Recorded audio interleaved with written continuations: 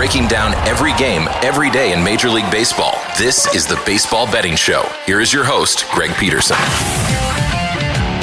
Good morning from the low. Welcome to lovely Las Vegas for the Baseball Betting Show with myself, Greg Peterson, now part of the VSiN Family Podcast. We've got a great podcast for you. Joining me in segment number 2 is Rob Donaldson. He does a great job with the show/podcast, Rob's Best Bet Show, and he's going to be joining me taking a look at all that we've got for Sunday and how he's been playing home run props this far this season. He had a nice Saturday on that front, so figured we'd poke his brain about how he's playing those and so much more. And then in the final segment, we're going to be looking at picks and analysis for every single game on the betting board for this baseball Sunday as we touch them all. If you do have a question, comment, segment idea, what have you for this podcast, you have one of two ways we offer those in. First one is my Twitter/X timeline at Jaden_D1. Keep in mind, Larzium, naming does not matter, so as per usual, please do send these into the timeline. Other ways, find an Apple Podcast review. If you rate this podcast 5 stars, it is very much appreciated. Then from there, you're able to fire in whatever you'd like to hear on this podcast via that 5-star review. Did not get in any old Twitter/X questions today, but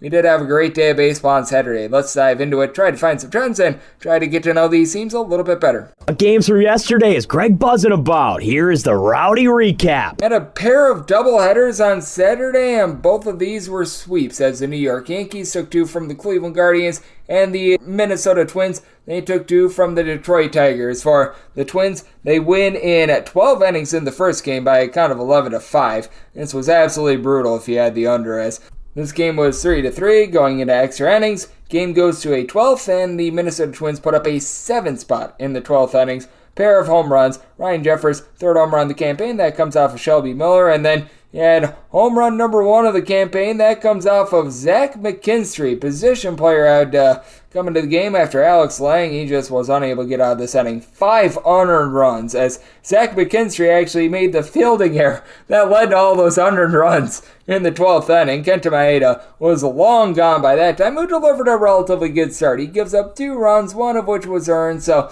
he does his part. From there, Tyler Holton, 5 outs out of the bullpen scoreless. Shelby Miller gives up that home run in 1 1/3 innings. Jason Foley, unearned run is 2 innings of work, and then things go to mush from there as Gary Carpenter for the Detroit Tigers. They go deep off of Joe Ryan, second home run of the season. That comes in the first inning as Ryan from there would settle down. He does give up 3 runs, only 1 of which was earned. He was hurt by a pair of errors, punched out 12, and then Stephen Okert, Griffin Jacks, Brock Stewart, I'll give you a scoreless inning. Jorge Alcala, 2 innings, he gives up an unearned run, and Jake Jackson an unearned run. So that's how they were able to take game 1, and then in game 2, more conventional, 4-1. The Twins were able to get it done as you had a really good start from Simone Woods Richardson, who comes out, gives up 1 run over the course of 6 innings. Cody Funderburk, pair of outs out of the bullpen scoreless, and then Cole Sands makes the Tigers pound Sands with 2 1/3 innings scoreless and a pair of home runs. Willie Castro, first home run of the season off of Matt Manning, and Edouard Julien gets home run number 4. Manning, he just had to sort of eat it in this one. 6 2/3 innings, he allows 4 runs, and then Joey Wentz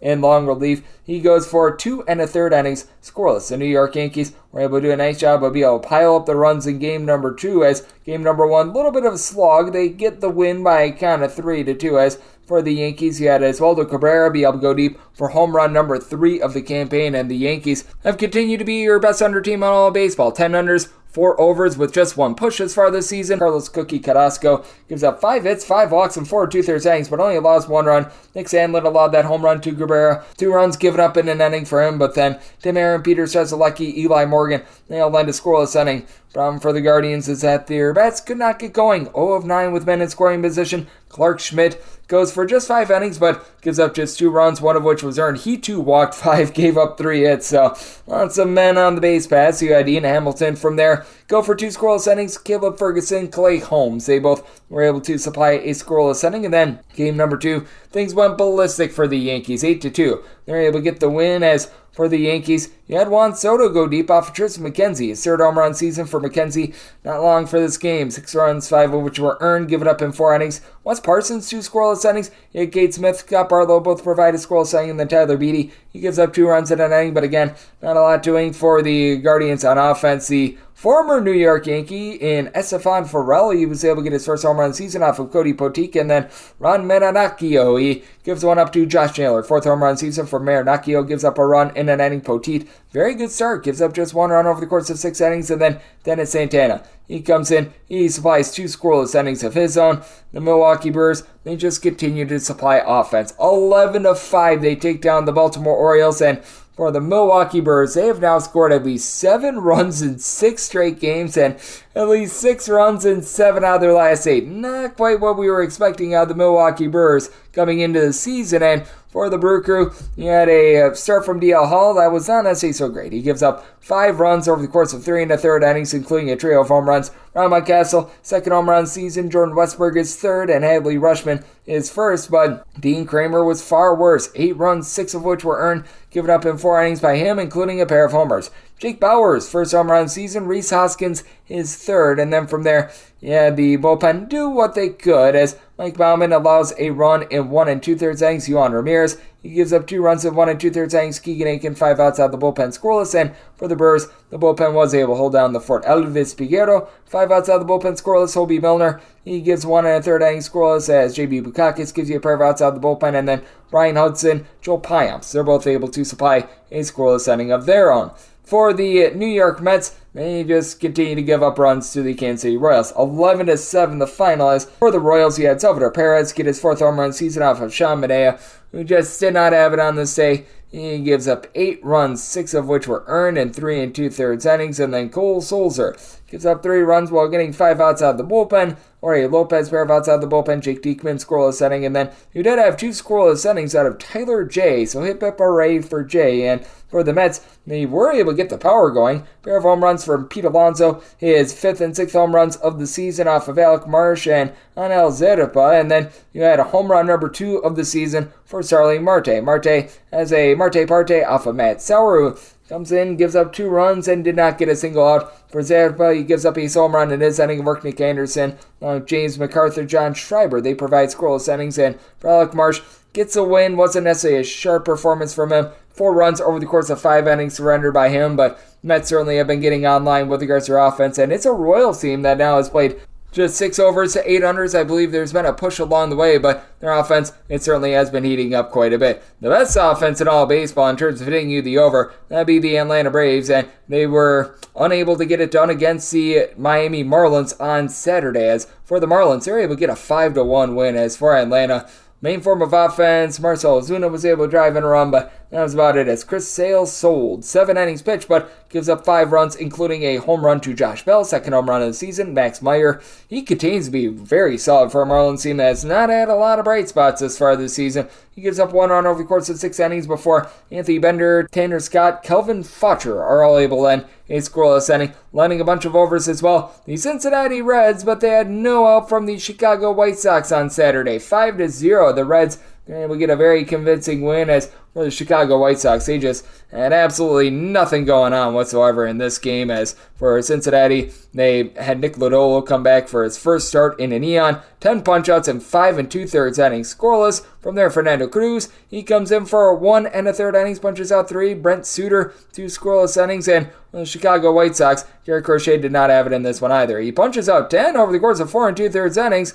Problem was, he gave up 5 runs along the way. The bullpen, Dominique Leone, Joy Leisure, Michael Kopech all lend a scoreless inning. And then you do have 1 1/3 inning scoreless from Davey Garcia, but damage by then, it had already been done. The Toronto Blue Jays have been a cold team thus far this season, but you know what? They were able to get the job done in this circumstance on both the money line and the run line against the Colorado Rockies. This by a count of 5-3. For the Rockies, Brenton Doyle was able to go deep. His 3rd home run of the campaign, that comes off of the young guy making his first career start in Yariel Rodriguez. For Rodriguez, he comes in, gives up that home run in 3 2/3 innings, so not terrible there. And then from there, you did have Bowden Francis give up 2 runs in 2 2/3 innings. For Colorado, were unable to get the start that they were looking for out of Dakota Hudson, as he allows a home run, 5 runs in total over the course of 6 innings, going deep for Toronto. Dalton Varsho, 2nd home run season. I believe that is his 2nd home run in the last 7 days. Victor Vodnik, Jake Bird from there. They're both able to end a scoreless inning. And for Toronto, their bullpen was rock solid as well. Chad Green,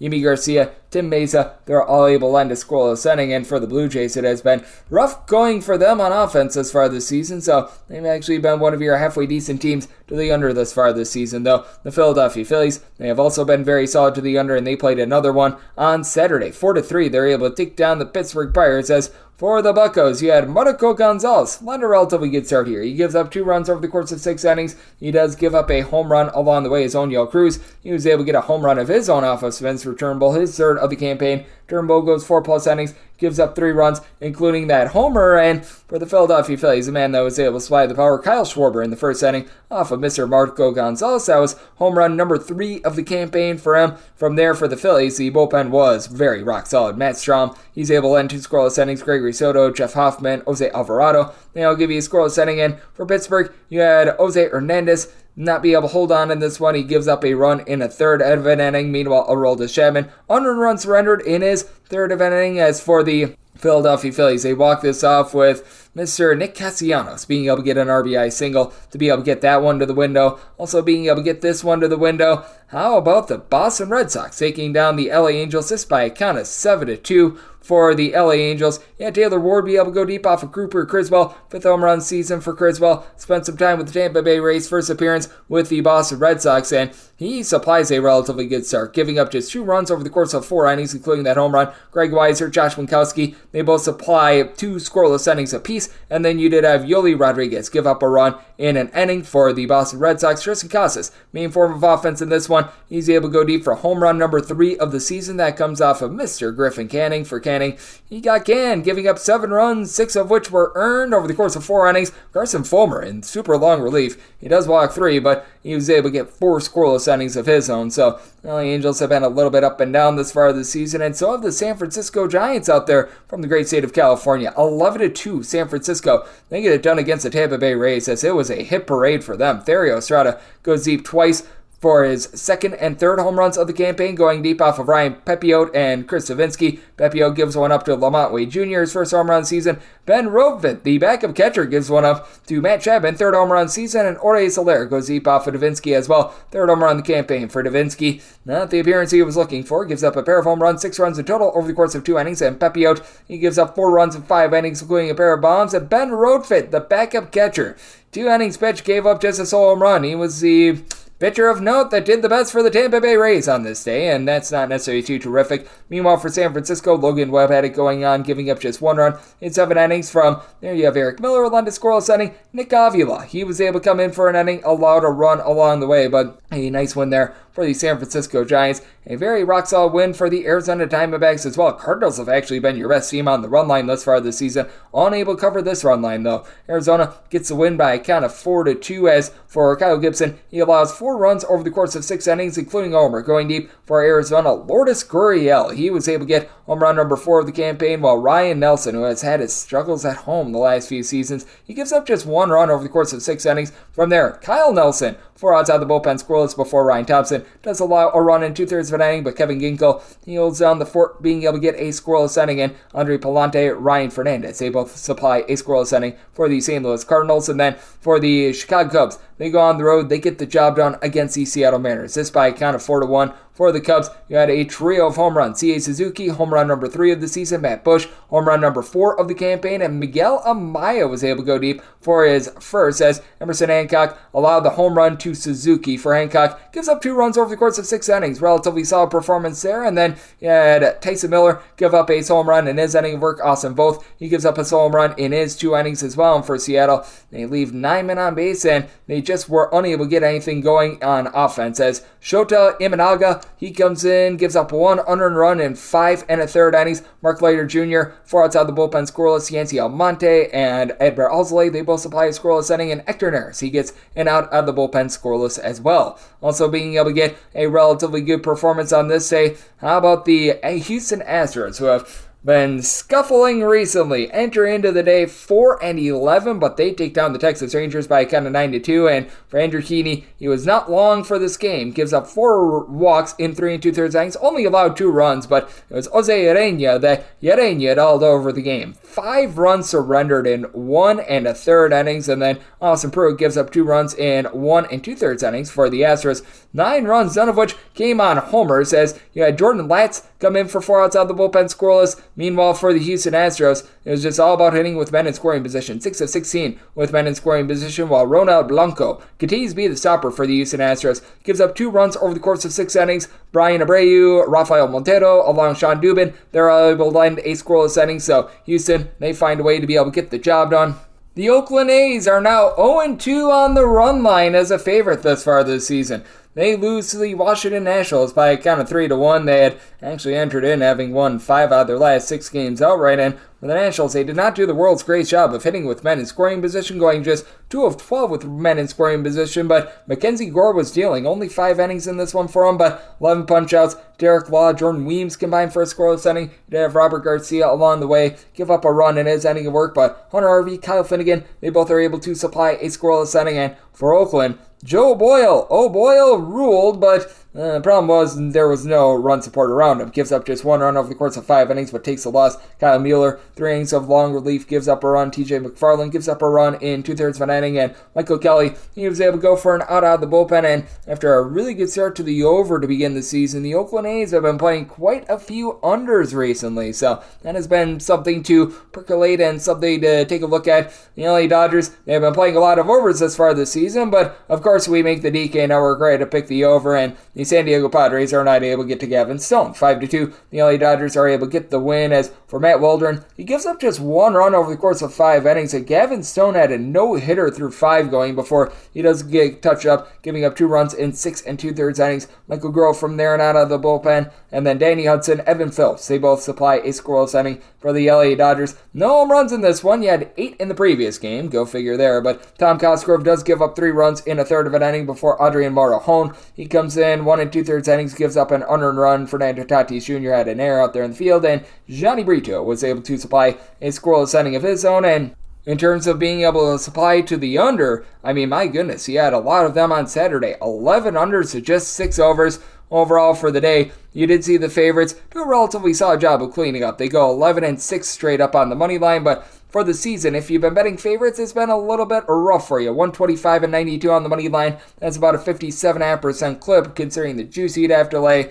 You'd be in a little bit of hurt right now, while road teams are 120-100 on the money line, hitting at north of a 54.5% clip, and overs still have a very slim lead on unders. 108 overs, 104 unders, and along the way, I believe we've gotten 12 pushes as well. So that's what we're seeing in Major League Baseball right now, and that's what we all got on Saturday. Coming up next, let's talk to Rob Donaldson of the show/podcast, Rob's Best Bets Show, about what we can expect for Sunday, how he's been playing a lot of these player props, and so much more right here on the Baseball Betting Show with myself, Greg Peterson, now a part of the VSiN Family Podcast. Breaking down every game, every day in Major League Baseball. This is the Baseball Betting Show. Here is your host, Greg Peterson.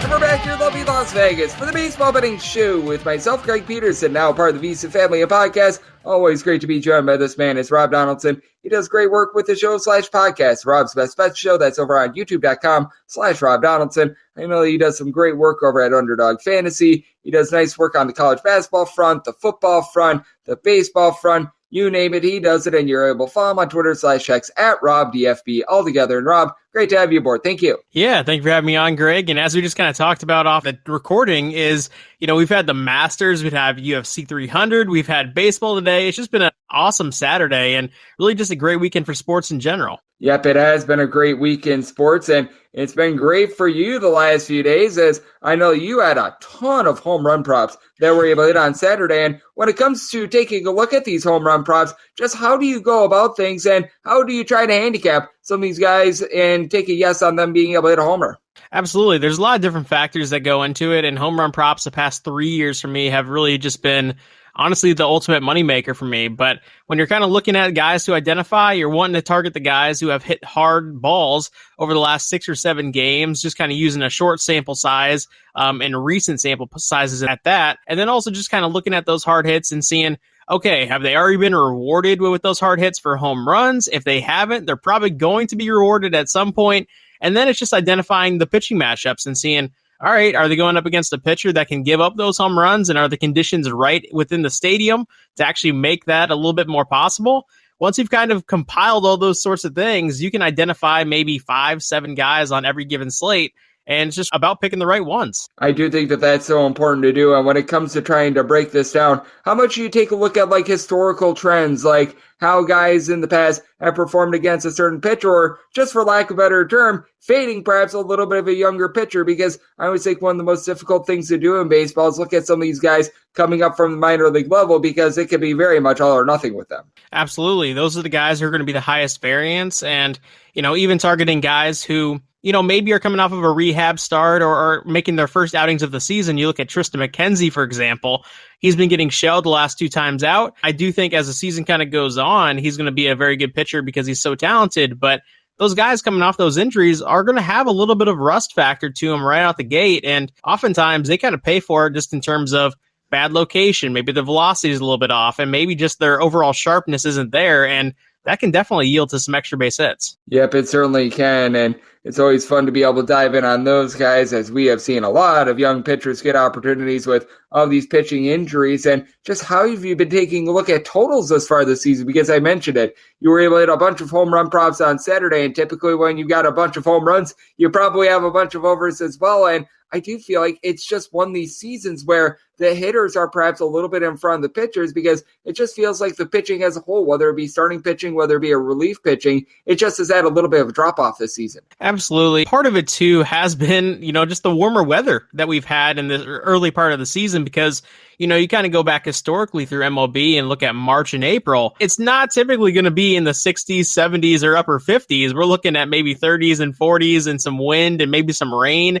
And we've had a fair number of those types of games, but a lot of these have been fair weather temperatures or fair weather conditions for the hitters. I think that's actually playing a massive part. And I don't think that's something to overlook. And also when you're just kind of looking at the teams who play in those, shielded off domes, a lot of those teams have had a lot of early home stretches as well. And those are also the teams that typically smash the ball too. So I think there's a lot of factors that are kind of rewarding the offense early on here. And even just kind of early pitching rust is another factor to consider. But yeah, a lot of different things and a lot of different overs that I can kind of see hitting here. Absolutely. As joining me on the show, we do have Rob Donaldson, who does great work with the show/podcast, Rob's Best Bet Show. And there's no doubt about it, you don't want to be making overly much the first 2.5 weeks of the season. This is the long season, and teams that start out cold, they're going to get hot. Teams that start out hot, they're going to get cold. But has there been anything in general that has popped out to you, whether it be a team, whether it be a player, whether it be just a trend in general that you've been taking a look at, and you've been maybe needing to change your tune on something from what you had anticipated coming into the season? There's a number of teams that I think could definitely, just rise this year in terms of not only the games that they're winning, but also just from a betting standpoint, could be raking in a lot of money. And the Kansas City Royals, I think I came on this show last week and kind of brought them up, but I just can't be more impressed with that team. They're playing small ball. They can steal bags. They can hit extra base hits. Their starting pitching has been fantastic. And when you have a well-rounded team like that, don't wait and kind of see whether or not it's for real. Jump on that train and ride it until the wheels fall off. And that's just kind of always been my perspective. Now, baseball is the ultimate do-factor sport, so I do think there's a lot of, different lineups, say for like the Astros, for example, and the Seattle Mariners, who, maybe haven't been winning the games that they thought they would be winning so far, but those things are going to turn around. This is a very, very long season, and it's just about, staying even keel, but also take some chances because you might get rewarded. Yep, absolutely. And I do think that there is going to be some value moving forward on these underdogs, as favorites for the season entering into Saturday, we're only getting at about 56.8% on the money line. And you're typically thinking, 56.8%, that's great. But when you've got minus 200 favorites, most of your average favorites, I would say around like minus 140, minus 150, that's not too great to say the least. So there has been some value on some of these underdogs, and I do think that there is going to be a little bit of dog appeal when it comes to Sunday as well. I do take a look at the board, and one game that really stuck out to me was the fact that Nestor Cortez and the Yankees are going to be about a minus 125 to a minus 135 favorite on the road against the Cleveland Guardians with a total of 8.5. I'm not sure how you're looking at this game, but I've picked up that the Guardians have really done a nice job of hitting lefties, which Nestor Cortez is. And I look at Cortez and the way that he's performed on the road, and this just feels like an unpalatable number. Yeah, and even when you kind of factor in, and we'll see how this game 2 of the doubleheader plays out, but the Cleveland Guardians, as we are recording this, are down 6-0 in the 4th inning. And so if they do end up losing this ball game, while you're looking at the potential sweep on Sunday, I do think a team like the Guardians going up against the biggest brand in all of baseball are going to take a little bit of pride in coming out and swinging the bats. I think that's going to be a lot stacked against the Yankees here. And kind of like you said, I do think this is a lineup that can tag lefties and, getting this nice little plus money, even taking a shot at maybe a +1 rounded number on the run line. I definitely think the Guardians have a little bit of value on Sunday. No doubt about it. And it's been interesting to take a look at the Astros, who are currently dead last in the AL West. Not something I thought I'd be saying, but right now, Christian Javier about -120 to -125 against the Texas Rangers. How do you take a look at this matchup? Because for the Astros, I don't think that they're going to be ending the year behind the Oakland A's out there in the AL West. And I actually like what I've seen out of Christian Javier after he was awful in the second half of the year last year. He's been looking much better this season, but he's also going up against a guy, Nathan Eovaldi, who's just an absolute gamer and does not give out cheap walks. Yeah, and I do think that the Astros are finally paying for just kind of getting so lucky with starting pitching talent over the years. And, Ronel Blanco is a guy who's come out of the gates absolutely on fire and pitching great baseball for them, obviously. But at the same time, some injuries and even young guys who haven't made that next step in the development, guys like Hunter Brown and JP France, who last year I thought their underlying numbers were terrible, but they really were getting away with it for months and months at a time. Well, now we're seeing those guys get shelled, and I do think that they don't really have answers within their organization at this time. So I don't know how long this skid is going to last for the Astros, but I do think it could be prolonged until, there's some roster construction or guys coming back from injury. Yep, but with the Astros, they need Justin Verlander back in the baddest of ways right now. It has been a little bit less than savory for them, but what is savory is getting on this show one of our good friends, Rob Donaldson, right here on the Baseball Betting Show, and talking about a less than savory start for this team. The Toronto Blue Jays have not looked great, to say the least. Righted the ship on Saturday, won and covered the run line, and now they find themselves against the Colorado Rockies as a -245 favorite with a total of 8.5. It is Kyle Freeland on the mound for the Rockies. So question to you is, which of these less than savory options do you take a look at? Because the Blue Jays have been a disappointment, and the Colorado Rockies on the road are, well, the Colorado Rockies on the road. Yeah, and what's kind of interesting about the Colorado Rockies is they actually have a number of bats who are projecting to do well if you're just kind of extrapolating their hard hit numbers and just kind of what they're actually doing production-wise. But it hasn't really accumulated to a whole lot of runs so far. So I do think, again, just kind of going back to do factor, when you have multiple guys, 4, 5, 6 guys in your lineup who are tagging baseballs and not getting rewarded for it, at some point, I do think there's going to be upside and kind of betting the Rockies for a stretch. And away from Coors, where they've had a lot of cold outings in the recent early going so far, I do think, playing in a domed environment against a guy who's going to challenge you could be rewarding for them. So looking at +1.5, +2 at reasonable odds, even taking a stab at the money line at +200 with Cal Freeland, who is the ultimate wild card as a pitcher. I do think there's at least some value on the Colorado Rockies side. I mean, maybe even a team total is worth a sprinkle as well. And Jose Barrios has always pitched significantly better when he has been at home rather than away from home, but also with the Blue Jays bullpen woes as well, currently having out the full Jordan Romano along with Eric Swanson. I think it's something to keep in mind as well. And then something else to keep in mind is the fact that we've got a few teams that are going to be going at it on Sunday after a doubleheader on Saturday. We talked about the Yankees and the Guardians, but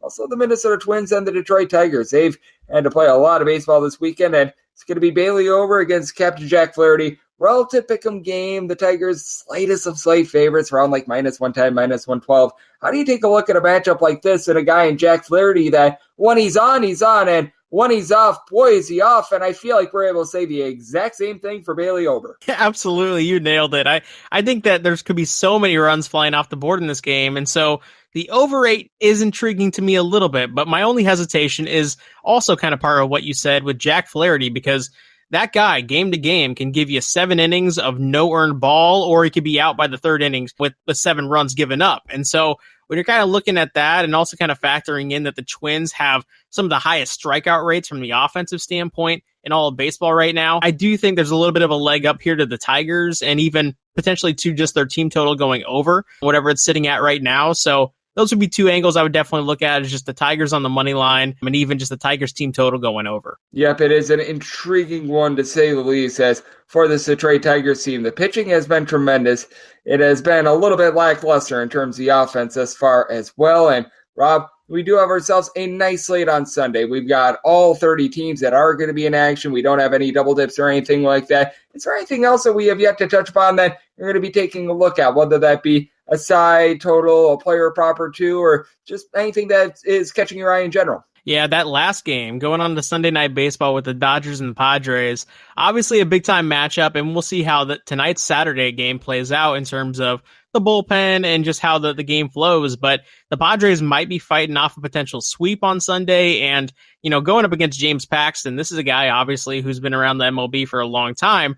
But last time out, he was getting shelled and getting tagged. And, if the Padres are facing a sweep here against their ultimate rival, it could spell some danger for Paxton. So when you're kind of looking at that over of 8.5, or even just the Padres on the money line or a +1, I think those are the sides I'm definitely targeting in that Sunday Night Baseball game. Would not doubt it if we see some tired bullpens as well. The game on Friday went 11 innings, and we are doing this before we know the outcome of what happened on Saturday. But that said, you had a starting pitching matchup of Matt Waldron going up against our good friend Gavin Stone. That is not necessarily tremendous, to say the least, but what is tremendous is getting you on the show, my friend Rob. You do such a great job taking a look at this great game of baseball. So I'll let the good people at home know it's all on tap for you and how people are able to follow along on social media and other platforms. Yeah, and as always, Greg, thank you for having me on. It's going to be a fun summer all year long, and even this early few weeks that we've had so far, Major League Baseball has been a ton of fun as well. But for those who are wanting to follow my bets and interact with me on a daily basis, you can do so on Twitter/X at RobDFB, and then also on my YouTube, just my name, Rob Donaldson. And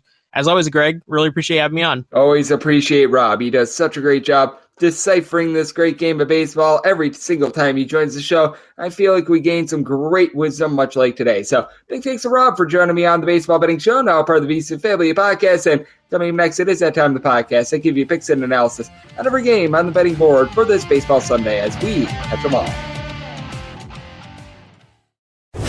Breaking down every game, every day in Major League Baseball. This is the Baseball Betting Show. Here is your host, Greg Peterson.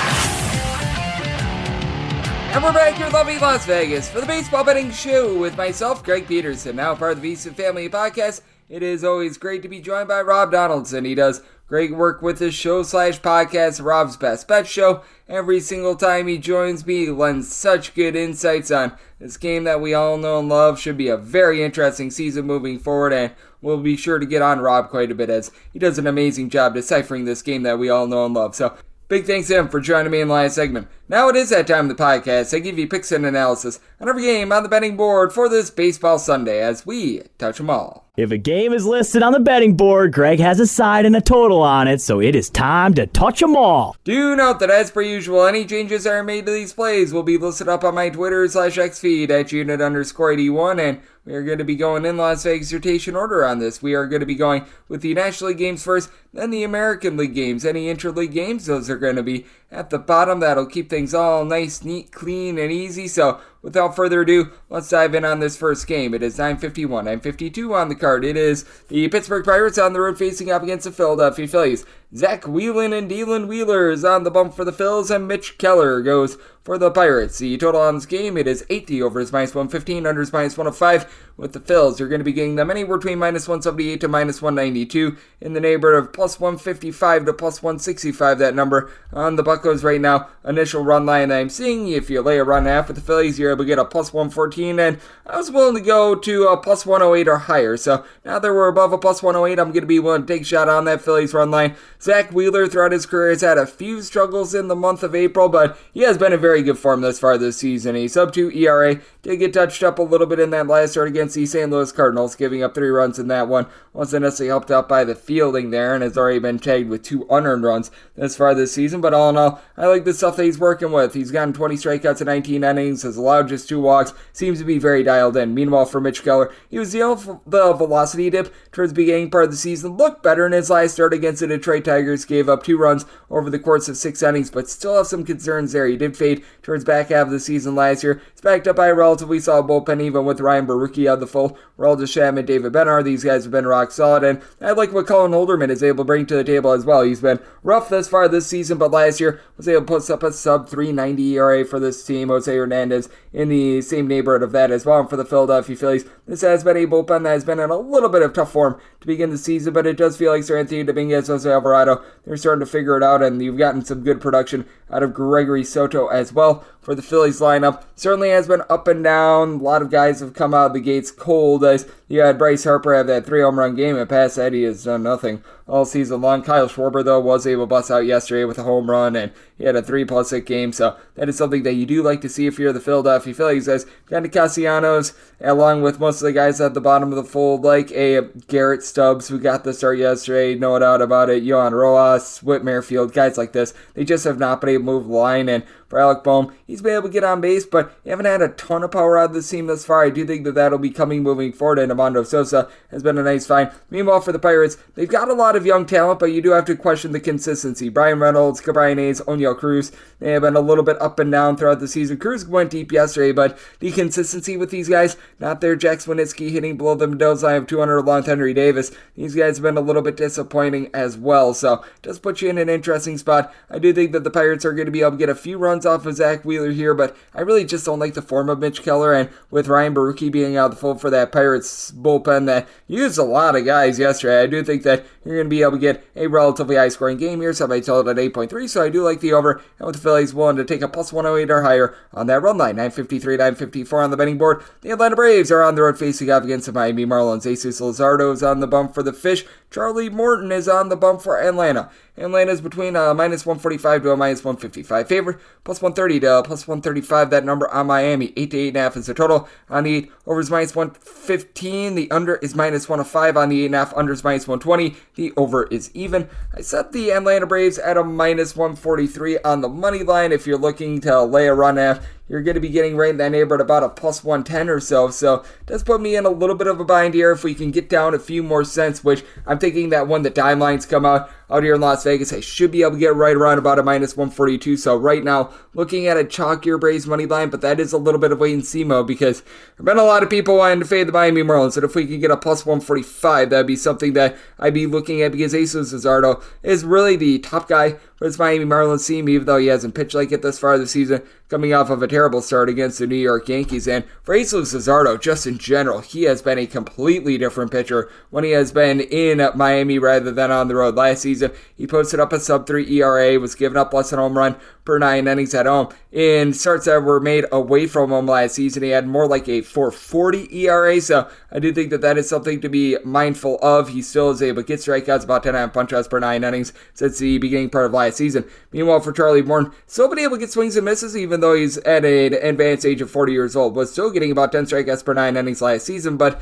Charlie Morton was quite a bit lucky last season, and you do have to wonder if things are going to be coming to a head for him like we've been seeing with a lot of these pitchers for the Atlanta Braves early on during the season. As Charlie Morton a season ago, his ERA was a 3.64. Fielding independent, more in that neighborhood, about a 3.87, as he was giving up about 4.5 walks per 9 innings, was very much able to get those swings and misses, was able to keep the ball in the yard, but was putting a lot of guys very cheaply on base, and his fly ball to home run ratio was just absolutely unreal. You've got an Atlanta Braves lineup that certainly is going to be able to supply the boom in this one. You've got Marcell Ozuna already at 6 home runs this far this season. Ronald Acuna Jr. has been struggling a little bit. He's been finding it a little bit more in this series, but has as many home runs as myself. But Ozzie Albies, Austin Riley, Matt Olson, Michael Harris II, all these guys are hitting at least a 259 with at least a 333 on base with multiple home runs. I mean, this lineup is beastly. Jared Kelenic is finding it in. For the Miami Marlins, other than Jake Berger, you really don't have a lot of power. You've got Berger giving you 3 home runs, Josh Bell as a pair as well, but don't have a lot of guys moving the line with Luis Arias, just not where he was a season ago, hitting about a 260, which, I mean, for a normal player, that isn't bad. You have Brian De La Cruz, Tim Anderson, both hitting in the neighborhood about a 275, but the outfield with Nick Gordon, Avicio Garcia, Jesus Sanchez, all hitting below a 200. Nick Fortes not giving anything at the plate. That's rough. Now, if you look at the advanced numbers, the Marlins are having an expected batting average about 30 points higher than their actual batting average, so we should see some positivity for this lineup moving forward, but this is a very, very bad bullpen. Tanner Scott has been okay over the last few seasons, and News Scarborough's open. He's not terrible, but Sixto Sanchez has been a mess. George Soriano's a nice long guy, but they don't utilize him too much. Birch Smith is someone that you don't want to have a lot of faith in, and for the Atlanta Braves, Pierce Johnson, ever since he was pretty much DFA'd by the Padres / Rockies, he's been rock solid in this bullpen. You've had Tyler Matzik, AJ Minter get off to a rough start, but I like what Jesse Jesse Chavez is able to provide as well. So waiting on a little bit of line move, but at a minus 142 or less, I'd be willing to ride with Braves on the money line, and I do think that you get runs in this game. Semi-total at an 8.7, so regardless of if you have an 8 or an 8.5, looking at the over to go along with most likely the Braves right around about minus 142 or so. 955, 956 on the betting board. The Arizona Diamondbacks play us to the St. Louis Cardinals. Miles Mikolas goes for the Cards, and Zach Allen is on the bump for Arizona. Arizona is between a minus 145 to a minus 155 favorite, between plus 130 and plus 135. That number on St. Louis, 8.5 is the total. Over is between minus 110 to a minus 120. Unders between even and minus 110. Set the Diamondbacks at a minus 172 on the money line. You're able to lay a run and a half for a plus 140, and typically when it comes to these sorts of spots, I'd rather lay a chalkier money line, but I'm going to be willing to lay this run line because Miles Mikolas is a guy that I just have absolutely no faith in whatsoever. For Mikolas, he does a nice job not issuing a lot of walks or anything like that. He really doesn't lose command, but he just gets banged around like a piñata. He's at an advanced age, and he just gives up a lot of contact in general thus far this season. He's given up just 2 home runs in 17 innings, but he's just not getting a lot of swings and misses, not keeping guys off guard at all, and I do think that this Arizona Diamondbacks lineup, which has been very good to begin the season, averaging going into yesterday darn near 6 runs per contest at home, I think that they're going to be able to get to him, as you've got Eugenio Suarez, Christian Walker, Ketel Marte, Lourdes Gurriel, all hitting at least a 273, all with at least 2 home runs as far this season. Blaze Alexander is hitting above 300. He's been able to go yard a few times as far this season. Corbin Carroll has been off to a little bit of a rough start to the season. You know that he's not going to be staying him down long, so that's going to be big for this bunch. They've been able to do a nice job of having even guys like Gabriel Moreno find a way to move the line. Now, if you do have trepidation with the Arizona Diamondbacks, for one, you do have a bullpen that's a little bit less than trustworthy. I like Ryan Thompson along with Kyle Nelson in this bullpen, but it's Luis Rios, Miguel Castro, Joe Mantiply, not necessarily the world's greatest. And for Zach Allen, velocity seems to be coming back a little bit, but his velocity dipping towards back half last season and him throwing just north of 240 innings in general, it does have to leave you with a little bit of caution. Did have, though, 10 strikeouts in that start against the Colorado Rockies in Coors Field. Wasn't his fault. That team really couldn't provide a lot of offense, and goes up against a Cardinals lineup that has had a tough time generating offense when they've been away from home. At home, it's been a little bit better for them, and I do expect a lot of positivity moving forward. On Friday, that might have been the turn of a little bit of something, but Paul Goldschmidt, Nolan Arenado, these guys just have not been able to go deep this far this season. I have to wonder if they're getting a little bit long in the tooth, but I still think that they've got plenty left in the tank. But entering into yesterday, Goldschmidt hitting below the Mendoza line of 200, Arenado stuck on 1 home run. It's really been Nolan Gorman who's been able to supply the more boom, not necessarily hitting for average, but 3 home runs. But I think getting back Lars Nootbaar going to be big for this team. Could use a little bit more out of a pair of guys in Victor Scott, Jordan Walker, we're hitting below the Mendoza line of 200, but Mason Wynn has honestly been a nice find for this team as well. So puts you in an interesting circumstance with the Cardinals just not having a lot in the bullpen as well, because you've had Ryan Helsley be a all-star reliever in the past, and I'd like the pickup of Andrew Kittredge, but these are the only 2 guys from a season ago that had a sub-3.5 ERA. Jojo Romero could be a little bit of a roll of the dice. Giovanni Gallegos has had some success throughout his career, but it's been up and down for him. So circumstance where I do think that you're going to be able to get some runs in this game. I set my total at an 8.6. Arizona seems to be playing very much of the hitters thus far this season, so looking at the over with the Diamondbacks, wanted to take a plus price on that run line. Anything of a plus 118 or higher, wanted to roll with the Diamondbacks to go along with this total over. 957, 958 on the betting board. The San Diego Padres, they're facing off against the LA Dodgers. James Paxton goes for the Dodgers. Yu Darvish is on the bump for the Padres, and the Padres are sizable underdogs between plus 136 to plus 142, anywhere between minus 155 to minus 164. That number on the Dodgers, 8.5 is the total. Over is minus 120. The under is even. If you're looking to lay a run half with the Dodgers, you're going to be able to get plus 130 on it. And for the Dodgers, I set them more around a minus 163 on the money line, but I'm going to be willing to take that run line. For the LA Dodgers, they have won all but 35 of their games since the beginning of the 2022 season during the regular season by multiple runs. And if you take a look at it, they've had 221 wins in that time span. So they either win by multiple runs or they lose outright. And I like what I've seen out of James Paxton thus far. He did have the 5 walks in that first start against the San Francisco Giants, but he is able to give you some nice swing and miss stuff, has dealt with injuries all throughout his career, or else he would be very much more a prevalent pitcher. But I do think that he's going to be able to keep the Padres a little bit more off kilter it's a Padres lineup that has been able to do a nice job away from home. They are averaging about 5 runs per contest when they do step away from San Diego, as Fernando Tatis Jr. has already belted up 5 home runs thus far this season. Then a pair of guys in Jake Cronenworth, Jurickson Profar having big seasons going into yesterday, both with multiple homers, both hitting north of a 295. Jackson Merrill at the top of the fold has been able to hit about a 300 as well. Now, the catcher spot with Luis Campusano has been tremendous. They did have to give Kyle Higashioka a start yesterday. That's not necessarily where you want to be, but all in all, it's a Padres lineup that has been able to do a solid job. Move the line, and the Dodgers, they're just the Death Star. Mookie Betts, Teoscar Hernandez entering into yesterday. A combined 11 home runs between the two of them, and each of your top 5 hitters for the LA Dodgers entering into yesterday had a batting average of about 290 or greater. Now, bottom full, Kike Hernandez, Gavin Lux, James Outman, these guys need to pick it up a little bit, but I mean, it is a Dodgers lineup that is one of the best at being able to draw walks, and really both of these teams were in the top 3 last season in terms of walks drawn on a per at-bat basis. This Dodgers bullpen has been a little bit up and down to begin the season. Ryan Brazier, after he was so good last season, he's had his issues along with Joe Kelly, but that's at Alex Vesia. He's a relatively solid option along with Danny Hudson. This Dodgers team has had so many injuries. A Blake Tryon injury has been absolutely killing them. JP Fireeisen is someone that they kick the tires on as well. I know that he's been just dealing with injuries in general. Was very good when he was with the Tampa Bay Rays a few seasons ago, so we'll see if he's able to reacclimate himself. And for the San Diego Padres, this team is in the bottom 15 in the big leagues with regards to their bullpen ERA as well. Johnny Brito has been absolutely terrible for the team. Yuki Matsui, Stephen Kolek might have a little bit of upside, and I like Wandy Peralta, Angel De Los Santos, but you lose from the offseason Josh Hader as well, and I do think that that's going to be hurting them, along with the fact that Yu Darvish has just been a little bit all over the place this season. His first start against the Los Angeles Dodgers only gave up 1 unearned run, but he walked 3. That was in that Seoul series, and his last 2 starts, a combined 7 runs allowed over the course of 10 innings. Hasn't necessarily been taken deep, but command has not been there. Feels like he's getting up there in years, about 37 years old. The swing and miss stuff might be starting to wear down just a little bit. Has had a few struggles since going to San Diego. When he's been away from home, his road ERA with the Padres is about 1.5 higher than it is at home. So I do think that the Dodgers are going to be able to hit him up. I do think that this is going to be a higher scoring affair. I did set my total at an 8.8. I do like the over on with the Dodgers. They have an knack for being able to win games by multiple runs. I'm willing to take a plus 110 or higher with that run and a half, laying it with the Dodgers, and going to be taking a look at the over. 1059, 960 on the betting board. The LA Angels hit the road face off against the Boston Red Sox. Brian Bayo goes for the Sox. Tyler Anderson is on the bump for the Angels. Angels are a plus 110 to a plus 120 underdog, anywhere between minus 125 to a minus 130. That number on Boston, 9.5 is the total. Unders between minus 110 to a minus 120. Overs between even a minus 110.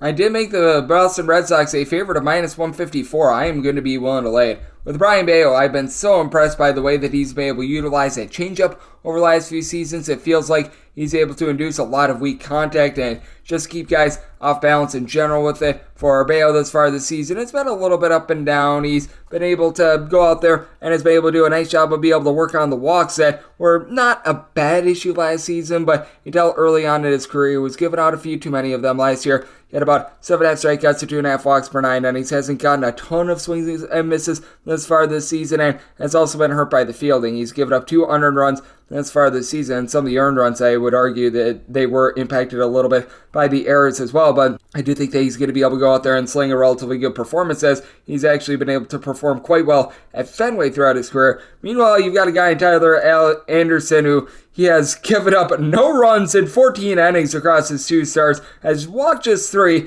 Now he's been the beneficiary of some very, very soft contact, and was he unlucky last year? Yes, last season he posted up an ERA that was well north of 5 with the LA Angels. Biggest thing for him is that he was a pitcher contact guy that was giving up darn near 3.5 to 4 walks per 9 innings. You just can't have that. A strikeout to walk ratio that is sub 2. When he was with the LA Dodgers 2 seasons ago, his walks per 9 rate was sub 2, and it feels like the command is back. He's been a little bit fortunate on balls in play, and now you have to go into very much a hitter's ballpark in Fenway, which is a little bit colder this time of year, but Tyler O'Neill, he has been very caliente. He's got 6 home runs, providing north of a 400 on base, and Tristan Casas, after he was hot to end the season last year, 3 home runs is a solid job moving the line, but you need some of these young guys to pick it up. Jaron Duran has been tremendous, hitting above a 300, but the likes of Emmanuel Valdez, Cedine Rafaela, Pablo Reyes hitting below 200. That's an issue, as is Rafael Devers. He's provided 2 home runs and about a 320 on base, but he's only hitting a $184 overall. And this is a Red Sox bullpen that you do have your trepidations with, but Chris Martin, Kenley Jansen, they're relatively solid in their roles. As long as Kenley Jansen is not on a big primetime stage, typically gets the job done for you. Josh Winkowski is someone that's able to fill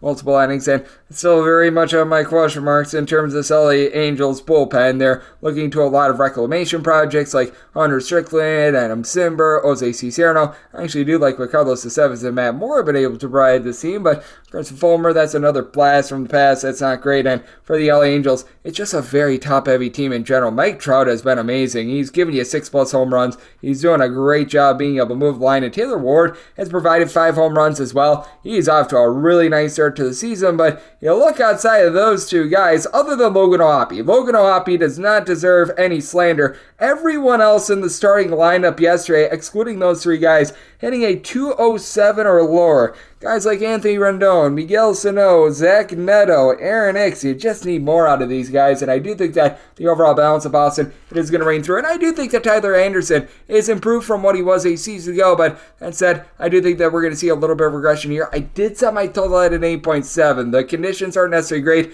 out there in Boston. I do think that both Mayo and Anderson going to be able to induce some nice soft contact here, so it is a circumstance where I'm going to be willing to take a look at this total under, and I'm going to be willing to ride the Red Sox on the money line. 961, 962 is the DK Network right to pick. The New York Yankees are on the road facing off against the Cleveland Guardians. Logan Allen goes for the Guardians. Mr. Nestor Cortez is on the bump for the Yankees, and the Yankees are a favorite of any between -128 to -135, +114 to +124 is your number on the Guardians. 8.5 is the total. Over is -115 to -120. The under is any between -105 to -110. Right up here is on the Guardians. Right now, find them right around +115 to +120. I felt like they should have been -115. I think that this is a case of the wrong team being favored, so my right up here is going to be on that Guardians money line. I have big time trepidations with Nestor Cortez, as he missed much of last season due to injury, and him this season has been just night and day different when he's been at home rather than away from home, coming off of a really nice start, a shutout start last time out against the Miami Marlins. But if you take a look at what he's done on the road since the beginning of the 2023 season, he has been issuing 3.75 walks and 1.5 home runs per 9 innings with a 5.75 ERA compared to a 3.77 ERA with 1.8 walks per 9 innings when he has been at home. Going against someone in Logan Allen who he's been solid ever since getting called up to the big league level. Not great, not terrible. In his career, about a 3.89 ERA, 4.17 fielding dependent.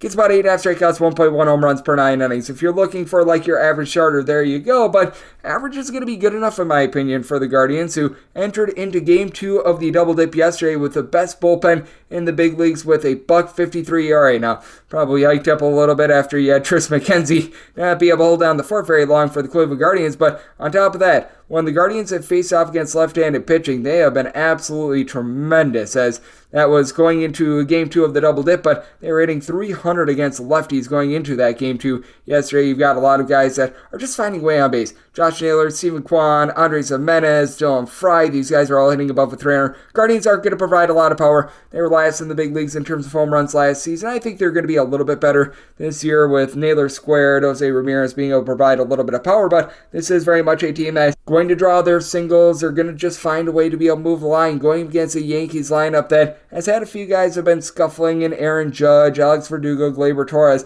Now you've had a lot of hot bats as well. Anthony Volpe, Juan Soto, both of these guys north of a 4-arm base. Soto goes deep yesterday in Game number 2. Anthony Rizzo looks like he's getting back to his old form as well, and Oswaldo Cabrera has been tremendous for this team as well. For the Yankees, they are a top 10 team as well in terms of bullpen ERA, like what you're able to get out of the likes of Ian Hamilton, Victor Gonzalez. It's a little bit of a roll of the dice when you do have Clay Holmes in the closer role, but when he's on, he's on. But I do think that for Nestor Cortez, his issues on the road are going to be popping up, and I do think that the Guardians, they continue to hit lefties. My DK Network right to pick, that is going to be on the Guardians on the money line, willing to lay up to a -115. I did set my total at an 8.7, so here at the 8.5, I do like the over, and my write-up that is going to be on the Guardians. 963, 964 on the betting board. The Minnesota Twins hit the road they're facing off against the Detroit Tigers. Captain Jack Flaherty is on the bump for the Tigers, and Bailey Ober is on the bump for the Twins. And this is a relative pick'em game with the Detroit Tigers are between minus 105 to minus 112. Between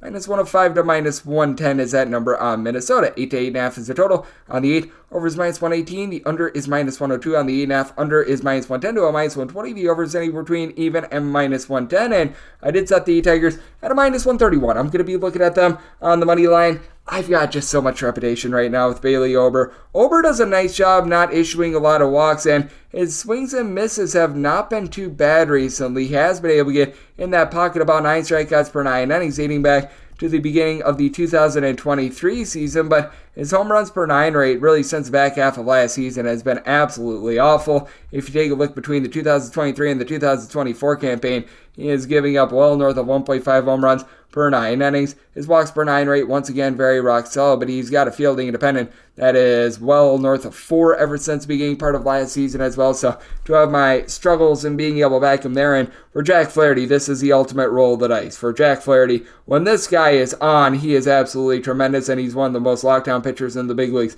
I wish I could put it any other way. It just feels like sometimes he forgets how to pitch. I mean, he's got 12 strikeouts in 12 innings as far as the season and has only walked 1, but for Jack Flaherty, first start of the year, he looked tremendous against the Chicago White Sox and then got shellacked against the Oakland A's. That's just what you're going to get out of Jack Flaherty, but I do think that the Tigers do back him up with a very good bullpen, and considering that they played 2 yesterday, I do think that this bullpen is going to do a very nice job of holding down the fort just because they've got a little bit more depth in general. You don't have that one guy that's going to absolutely light it up for you, but guys like Shelby Miller, Jason Foley, Alex Lang, Andrew Chafin, Tyler Holton, these guys have all supplied a sub-250 ERA this far this season. I like Will Vest as well, and Yohan Duran, the main closer for the Minnesota Twins, is currently out of the fold, so Cody Funderburk, Corey Alcala, Griffin Jacks, guys like this need to hold down the fort, and I do like the pickup of Stephen Okert as well, so I do think that both of these teams are going to be able to do a solid job on that front. For the Twins, credit where credit is due, they were able to erupt in the 11th inning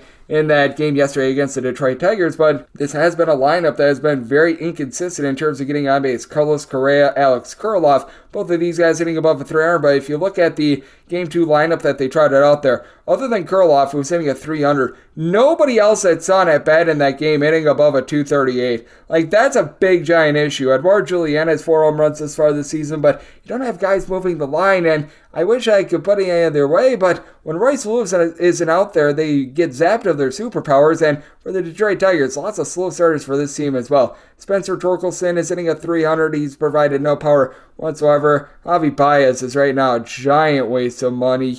Jason Rogers, Carson Kelly, Keith, the second baseman. We'll go down the list of guys hitting a 225 or lower. It's rough. Riley Green has provided some power, but he's not necessarily doing a great job of being able to put bat to ball as well. So even though both of these starters do have their issues, I did set my total as 7.8. I just don't think that these offenses are going to generate a lot of offense. So looking at the under, have a little bit more faith in the Tigers bullpen. So riding with the Tigers on the money line to go along with this under. 965, 966 on the betting board. The Houston Astros play host to the Texas Rangers. Nathan Eovaldi is on the bump for the Rangers. Christian Javier is on the bump for the Astros, and the Astros are between minus 115 to minus 125 favorites. They're between plus 105 to plus 110 is that number on Texas. 9 is the total, under is minus 120, the over is even.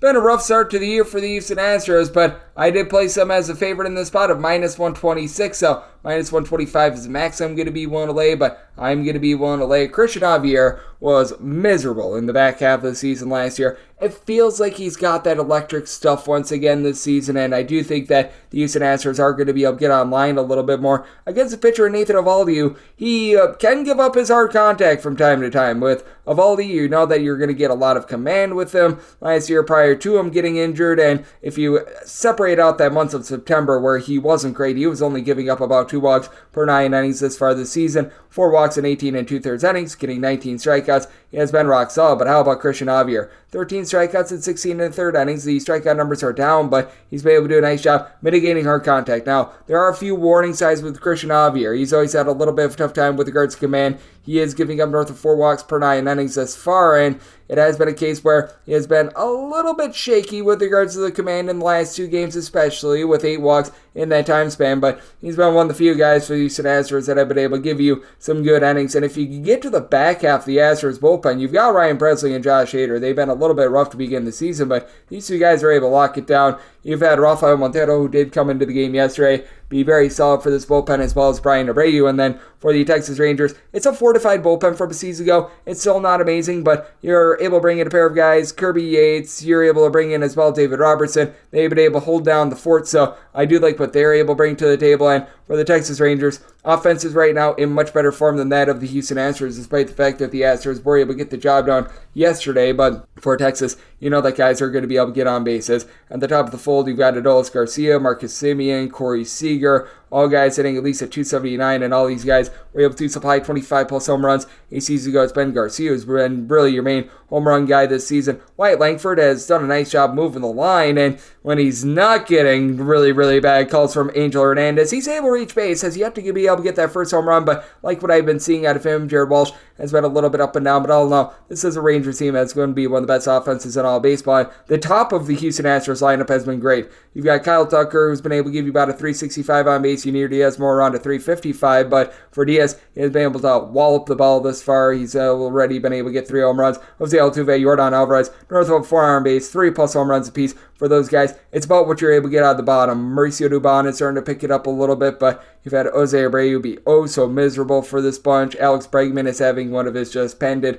Alex Bregman's slow starts. He's not doing a terrible job of reaching base, but no power from him whatsoever. John Singleton, guys like this, they have been a little bit up and down, so it does lead to a little bit of an interesting spot. I do think that both of these pitchers are going to be able to supply a relatively good start for Javier. He needs to lock it in a little bit with his command, and I do think that he's going to be able to do so. So you're at a 9, looking at the under, so I might tell it an 8.7, but with the Astros, I do think that the back half of the bullpen going to be able to get it done here. I do like the Astros on the money line to go along with this total under.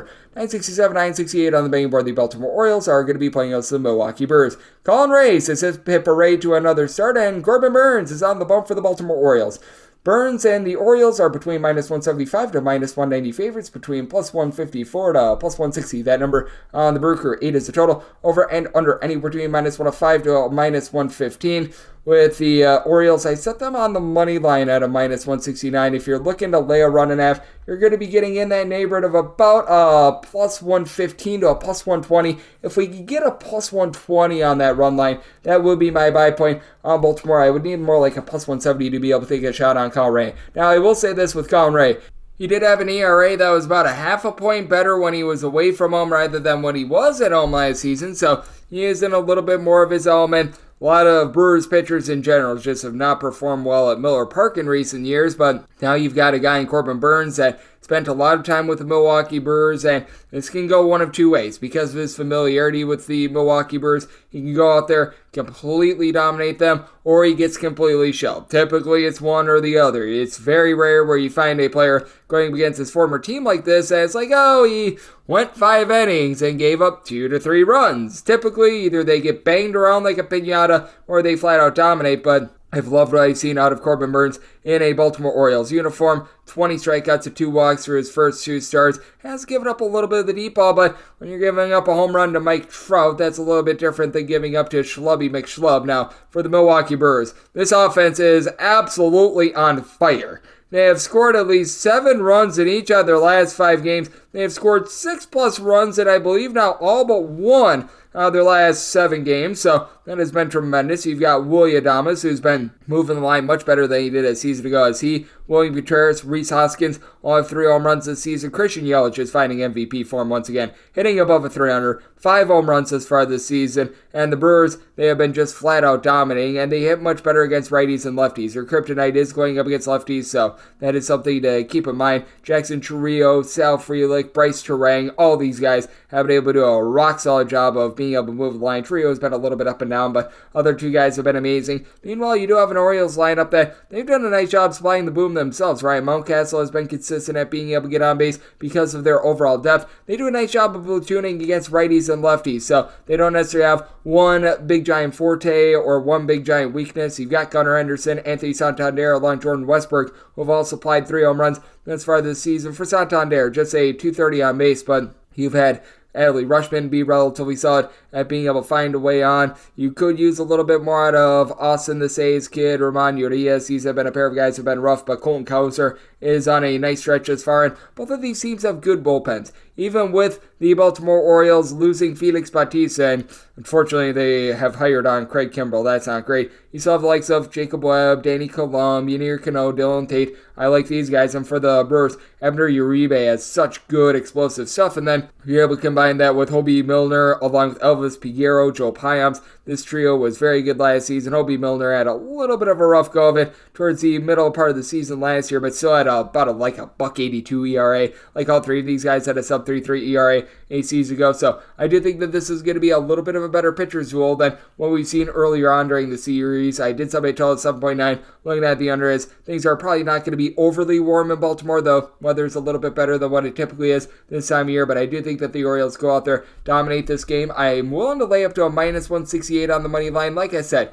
with regards to the run line, I will be looking at a plus 120 or greater. And I'm seeing this as well with the Milwaukee Brewers. If you could get that run line more around about a minus 120 or so, that would be something that I'd be willing to dive in on. As if we can get like a minus 115, minus 120, I'd be looking to take a run off with the Brewers, as I do think that this is going to be a game that's going to be a little bit lower scoring. And as of right now, that's what I would be looking at. That Brewers at a minus 120, getting a run off to go along with this total under on 8, 969, 970 on the betting board. The Toronto Blue Jays, they play the Colorado Rockies. Kyle Freeland is on the bump for Colorado, and Jose Barrios is on the bump for Toronto, and Toronto pretty mondo favorites here. You're going to be getting them anywhere between minus 235 to minus 250. Between plus 203 to plus 210 is your number on Colorado. 8.5 is the total. Under is minus 115. The over is minus 105. And if you're looking to lay a run half for the Blue Jays, finding that mostly around minus 125, and I'd be willing to go up to a minus 130, laying a run and a half with the Blue Jays.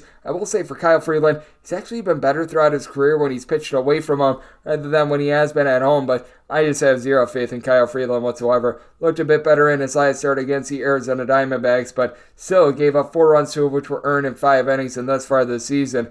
This gentleman has been able to get a grand total of 32 outs, and he's allowed 21 runs.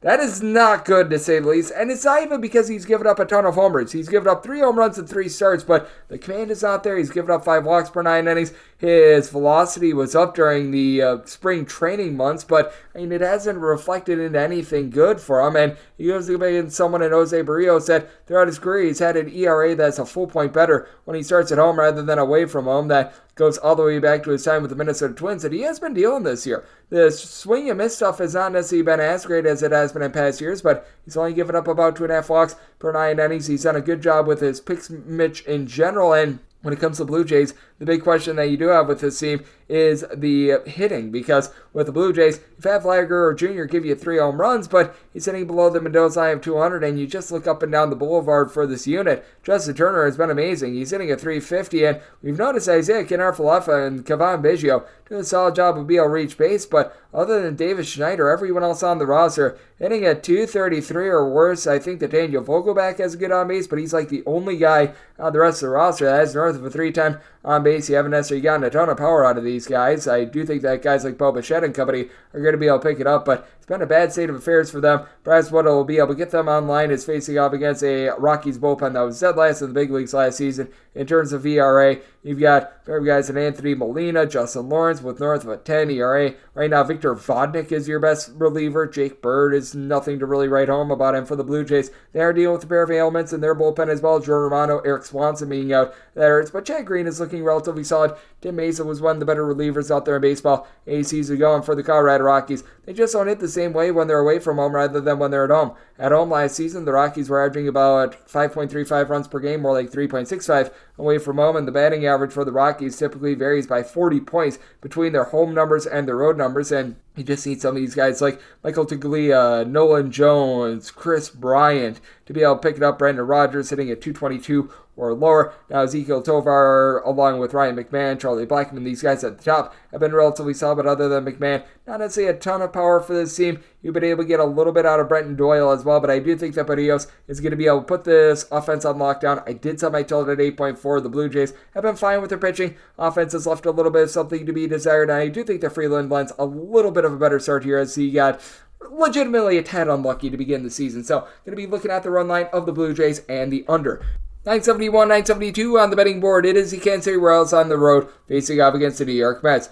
Jose Buto is on the bump for the Mets, and Cole Ragans goes for the Royals. The Royals are between minus 118 to minus 126 favorites, plus 105 to plus 116. That number on the Mets. Total on this game is 8. Over is minus 115 to minus 110. The under is between minus 110 to a minus 105. At a plus 110 or higher, I'm willing to back Buto and company. For Cole Ragans, he has been absolutely awesome since coming over to the Kansas City Royals. His pitch mix is absolutely tremendous. He's done a nice job of being able to induce a whole bunch of swings and misses. And for Ragans, he's a dark horse candidate for Cy Young. I think that may be a little bit too much, a little bit too soon, but dated back to when he became a starter for the Royals towards back half of last season.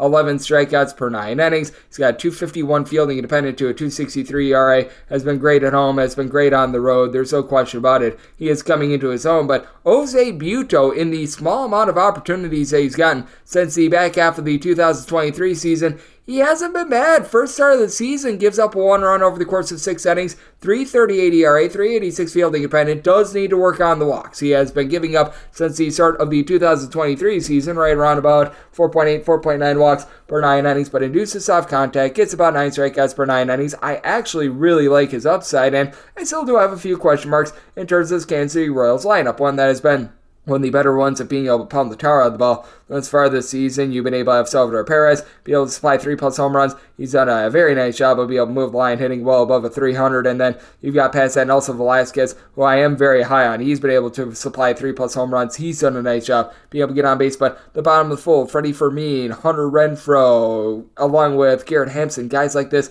has a little bit of an issue. Michael Garcia has been able to give you some bombs, but he's not necessarily hitting for average, while Bobby Witt Jr., certainly in the middle of the fold, has been great. And you saw that guy by the name of Pete Alonso for the Mets, who's up to 6 home runs this season. He has been tremendous. And for the Mets, they've been one of the more unlucky teams at the plate thus far this season. Francisco Lindor, got to feel like he's going to bust out a little bit more. He's hitting a .03. Like, his expected batting average is around a 250. That's going to be ticking upward. Brandon Nimmo, Jeff McNeil, these guys hitting below 235. I think that they're going to be able to see some positivity as well. And with the Royals, I do think that we're going to find themselves in a spot where they're going to be blowing a lot of Cole Ragans' leads late in games, because this is one of the lesser bullpens out there in the big leagues. Will Smith, Chris Rain, these are guys that come over from the Texas Rangers. I have no faith in either of them. Now you've got Jordan Lyles coming out of the bullpen. James McArthur. This is not a great bullpen, and for the Mets, you still have Edwin Diaz at your disposal. Now, getting the ball to Edwin Diaz can be a little bit of an adventure, but that said, Adam Ottavino, Brooks Raley, they're not terrible setup men. Jake Diekman had a nice second lease on life last season with the Tampa Bay Rays. So I do think that Buto, being able to get plus money on him at home, that's a relatively good value there. I do think that both of these pitchers are going to be able to deliver a relatively good start. So it is a circumstance where I did set my total at 7.6 here at the 8. I'm going to be looking at the under. It's a very pitcher-friendly ballpark out there in New York, and getting plus 110 or higher, going to be looking at the Mets on the money line. 973, 974 on the betting board. It is the San Francisco Giants there on the road facing off against the Tampa Bay Rays. Blake Snell is going to be going for the Giants. It was looking before like we were going to get Tyler Alexander on the bump for the Tampa Bay Rays right now. That is what ESPN is projecting, but as of right now, this is a game that is presently off the board. The few books a little bit earlier on posted up the Giants as a minus 125 to a minus 130 favorite, plus 110 to plus 115. That number on the Rays, total is 8. Under is minus 115, the over is minus 105, and we're projecting a little bit because with the Tampa Bay Rays, it's a dicey situation. Tyler Alexander, he was on the bereavement list, so it is unclear whether or not he is going to be back in time to be able to make this start, and there's a good possibility as well that Alexander is the pitcher of note in this one for the Rays, but they utilize an opener for him, so do keep that in mind. But that said, if we do get Snell versus Alexander, I would need at least a plus 118 to take a shot on the Rays. Wouldn't be willing to lay anything more than a minus 116 with the San Francisco Giants. For the Rays, it's been a relatively up and down season in terms of the offense. Isaac Paredes has been able to supply some good offense, but Randy Arozarena, Yandy Diaz at the top, both of these guys providing a sub 275 on plays. Richie Palacios has honestly been relatively good in the middle of the fold, and Harold Ramirez is sitting at 278. His on base percentage also at 278. Meanwhile, for the San Francisco Giants, the offense has been very much all over the place. Matt Chapman was able to go deep yesterday along with Jorge Soler. Both of these guys have supplied power with 3 home runs. Both of these guys have been very inconsistent in terms of getting on base. So you've had Lamont Wade Jr. be very rock solid with the 478 on base. He's got functional power for this team. Nick Ahmed, Patrick Bailey, these guys at the bottom fold have honestly been able to do their part. Thairo Estrada, Mike Yastrzemski have been a roll of the dice, but San Francisco has always been known for their platooning splits. I think that they're going to be able to do a solid job of that moving forward, but the Giants have taken a little bit of fall off in terms of that bullpen as well. You still have Taylor and Tyler Rogers. I like what both of these guys bring to the table, and a long guy in Ryan Walker who might need to be used because you can tell that Blake Snell was not in great form in his first start. Doesn't make it 4 innings. He still has a good swing and miss stuff, but because he got signed so late in the process, you can tell that he's a little bit rusty coming out of the gates. He allows 3 runs in 3 innings and a loss against the Washington Nationals, so do have to have some trepidation there. And if you do indeed get Alexander, he's always been good at not giving up a lot of walks, but doesn't get a lot of swings and misses. He does give up quite a bit of the deep ball, and he's unlikely to be going a full game as well. He's most likely going to be giving you like 4 or so innings, and then from there you might give way to someone like a Kevin Kelly who's able to eat multiple innings, and then if you're able to get into those good bullpen pieces, Jason Adam, Colin Pouchet, Pete Fairbanks, these guys have been excellent. Sean Armstrong is also a candidate to be able to give you multiple innings. He's had a sub-3.5 ERA since coming over to the Rays as well, so I do think that Tampa Bay should be able to find a way to be able to persevere. If we can get a plus 118 or higher once this gets relisted, we'll be looking at the Rays on the money line, which I would probably expect in this sort of spot. And I did something I total at 88.2. This has been a total that I've been seeing at 8, and if we do get that 8, we'll be looking at the over. 975, 976 on the betting board. The Cincinnati Reds, yes, we are on to Cincinnati. They're onto the road facing off against the Chicago White Sox.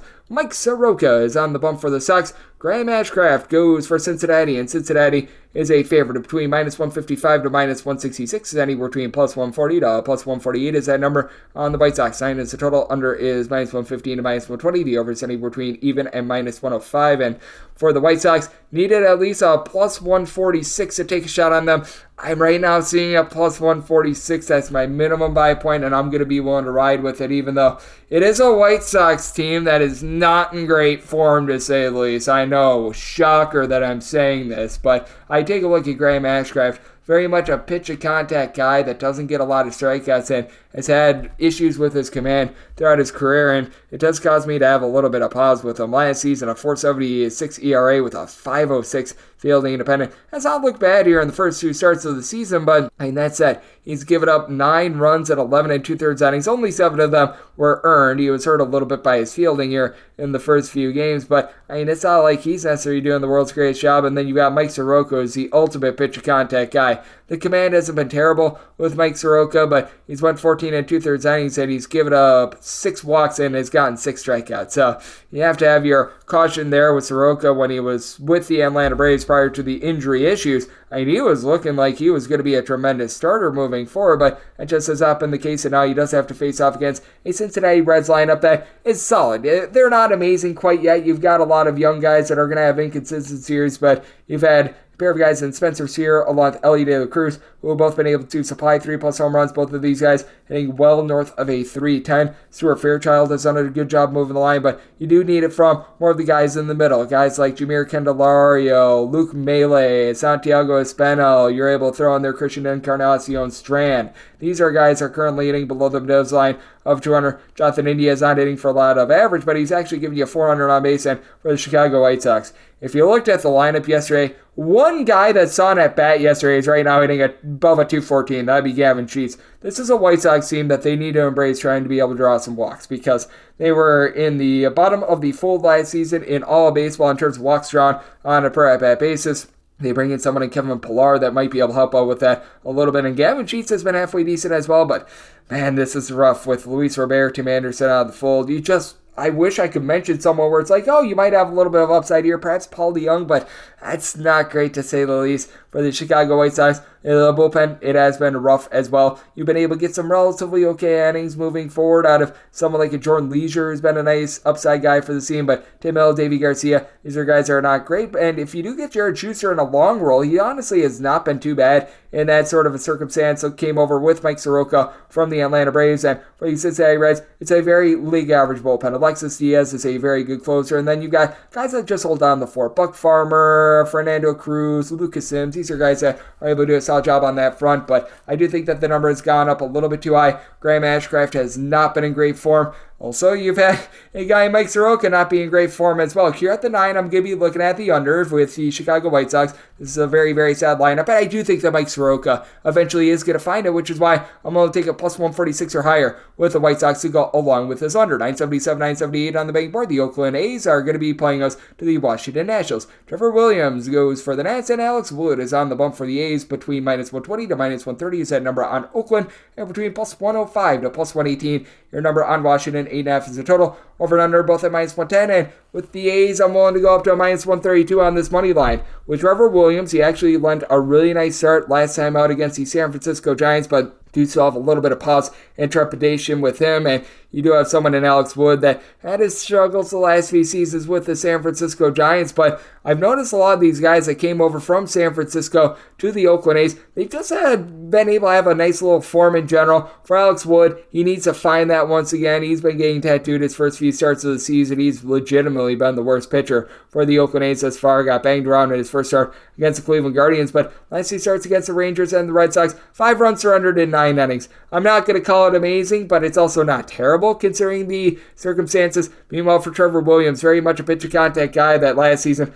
posted up an ERA that was well north of 4. He did not give you a whole lot of swing and miss, and he posted up overall a field independent north of 5, but as far as this season, has done a nice job of being able to keep the ball in the yard to this point. I do have my question marks with him being able to do it moving forward. It's not like his stuff has gotten a whole heck of a lot better or anything like that. Just feels like he's been a tad lucky on balls in play and has given up 5 walks in 10 and a third innings to begin the season. Not backed up by a great bullpen, which the Oakland A's have really done a nice job with regards to their bullpen pitching. Danny Jimenez has been rock solid. Mason Miller should be a starter for the team, but he's really nice in the 9th inning. Lucas Hurst, these guys have been incredible for an Oakland A's team that is a top 10 team with regards to their bullpen ERA. Meanwhile, the likes of Jordan Weems, Derek Law have been solid in this bullpen. Tanner Rainey, he's still dealing with that injury. It feels like he has not gotten back to full form, and Kyle Finnegan is someone that I flat out do not trust. And for the Washington Nationals, they bring in quite a few power bats to be able to help them out in the offseason, but it's a little bit hit or miss as to what you're going to be able to get out of the lineup this season. Eddie Rosario just has not necessarily been performing too well when he's been out there. He's been dealing with a little bit of ailment.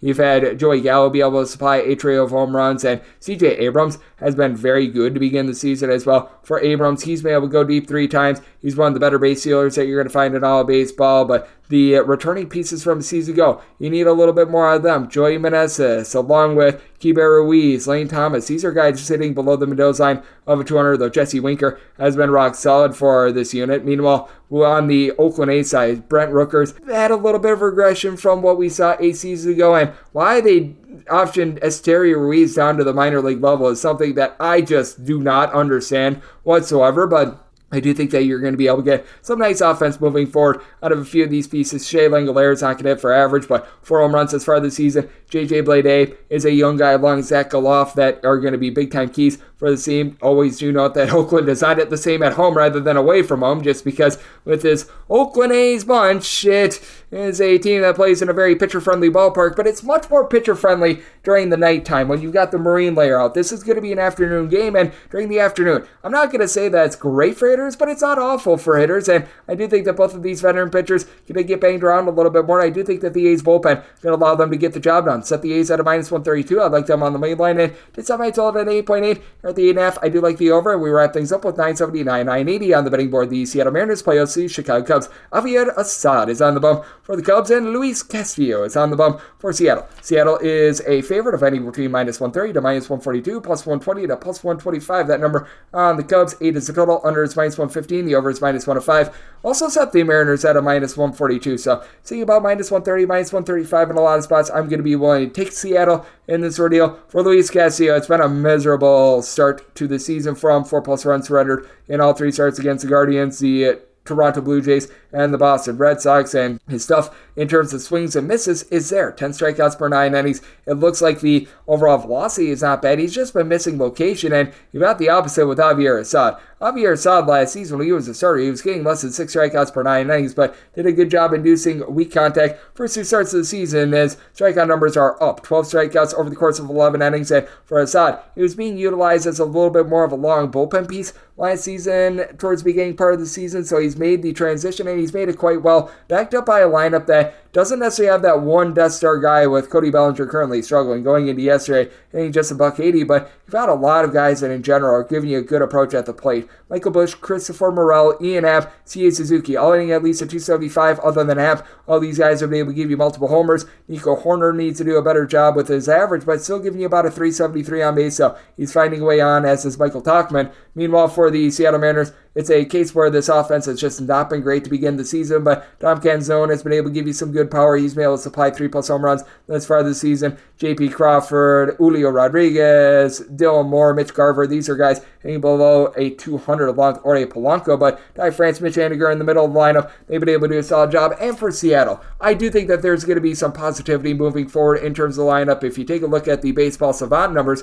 in terms of their expected batting average versus their actual batting average 207 stinks, and it's not like an expected batting average of 232 is lighting the world on fire, but at the same time, I do expect things to be able to improve for them a little bit moving forward, and I do like the Seattle Mariners bullpen. They just have a nice way of being able to pluck guys out of mediocrity and be able to turn them into good relievers. Gabe Spire, Taylor Cicado, Trent Thornton have all been good. You've got a nice closer in Andres Munoz, so even though Matt Brash is out of the fold, they still have plenty of bullpen pitching, and for the Cubs, it has been rough for them for the bullpen. Julian Merriweather being out of the fold does not help things out. I like their pickup of Hector Neris, as he and Ed also late in games are able to do a solid job. Yancy Almonte is never a guy that I've really trusted, and Mark Leiter Jr. does feel like he's a little bit hit or miss as well. I think that we're going to find a better form of Luis Castillo in this spot, so I did set the Seattle Mariners at a -142. I'm willing to ride with the money line, and I do think that the Cubs could be able to do a solid job of putting bat to ball. And for Javier Assad, even though he's got a sub-2 ERA thus far this season, if you look at his numbers as a starter, his fielding independent more than a point higher than his ERA, I think he's doing for some regression. So I set my talent at 8.1. I like the over, and I do like the Mariners on the money line, and that'll wrap things up for the Sunday edition of the Baseball Betting Show, now part of the VSiN family podcast. If you do like hearing from this fine podcast, Baseball Betting Show, you're able to subscribe wherever your podcasts, Apple Podcasts, Google Play, Spotify, Stitcher, and TuneIn.